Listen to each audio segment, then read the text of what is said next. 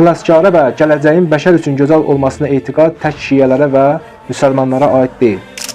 Xilaskara etiqad bütün din və məzhəblərdə var. Amma o din və məzhəblərdə xilaskar qaranlıq bir məfhumdur, təhrif olunub, şiələr isə onu bütün xüsusiyyətləri ilə tanır. İmam Məhdi əleyhissalamın kamil xüsusiyyətlərini bilmək, yəni atası kimdir, anası kimdir, kimin nəslindəndir, nə vaxt dünyaya gəlib, qeybə nə vaxt çəkilib. Bu xüsusiyyətləri bilmək müqəddimədir ki, insan imamla mənəvi əlaqəyə girsin və imama təvəssül etsin, imama diqqəti olsun. Belə olanda insanın əməlində və ixlasında təsir qoyur.